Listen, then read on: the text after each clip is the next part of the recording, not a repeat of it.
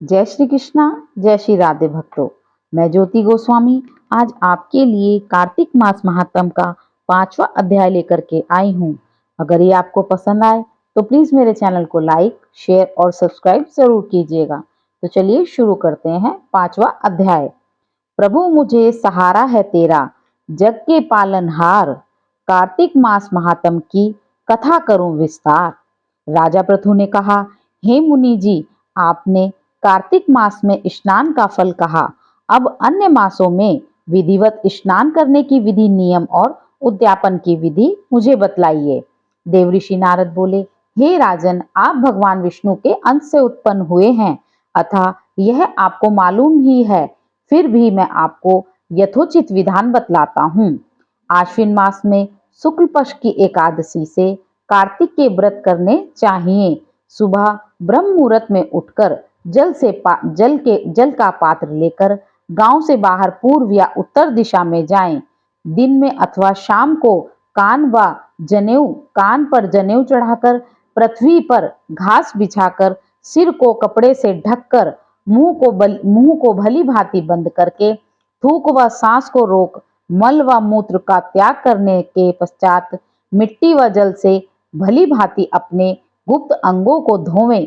तत्पश्चात जो मनुष्य दातुन मुख शुद्धि नहीं करता, उसके सब मंत्र निष्फल हो जाते हैं। अतः दांत और जीभ को यत्न पूर्वक शुद्ध करना चाहिए और निम्नलिखित मंत्र पढ़कर वृक्ष से दातुन करनी चाहिए। हे बृहस्पति, तुम हमें आयु, कीर्ति, तेज, प्रज्ञा, पशु संपत्ति, महाज्ञान, बुद्धि और विद्या प्रदान करो। यह मंत्र पढ़कर दूध वाले वृक्ष पर से बाहर अंगुल की दातुन तोड़कर व्रत या श्राद्ध के दिन दातुन नहीं करनी चाहिए। प्रतिपदा, अमावस्या, नवमी, छठी, रविवार को चंद्र तथा सूर्य ग्रहण में दातुन नहीं करनी चाहिए। कटीलों पेड़ों, कपास, पीपल, बरगद और निर्गंध इन पेड़ों की दातुन करनी चाहिए। तत्पश्चात भली भांति स्नान करके फूल माला, चंदन और पान इत्यादि पूजा की सामग्री लेकर प्रसन्न मन व भक्ति पूर्वक भगवान शंकर के मंदिर में जाना चाहिए। वहां सभी देवी देवताओं को अर्घ, आचमनीय आदि वस्तुओं से अलग अलग पूजन करना चाहिए। प्रार्थना एवं प्रणाम करना चाहिए। फिर भक्तों के स्वर मिलाकर श्री हरि का कीर्तन करना चाहिए। मंदिर में गायन भगवान श्री हरि का कीर्तन करने आए हो उनकी माला, चंदन, तांबुल आदि से पूजन करना चाहिए, क्योंकि देव स्थानों में भगवत कीर्तन करने वाले भी साक्षात भगवान विष्णु की मूर्ति होते हैं। यह लोग सतयुग में विष्णु जी को अपनी तपस्या, योग और दान द्वारा भगवान को प्रसन्न करते हैं, मगर कलयुग में भगवत गुणवान ही भगवान श्री हरि को प्रसन्न करने का प्रधान साधन माना गया है।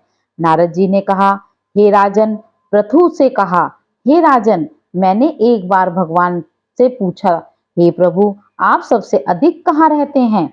यह सुनकर भगवान ने कहा, हे नारद, मैं वैकुंठ अथवा योगिनियों के हृदय में ही नहीं रहता, अपितु जहाँ मेरे भक्त मेरा कीर्तन करते हैं वहां मैं अवश्य ही रहता हूँ।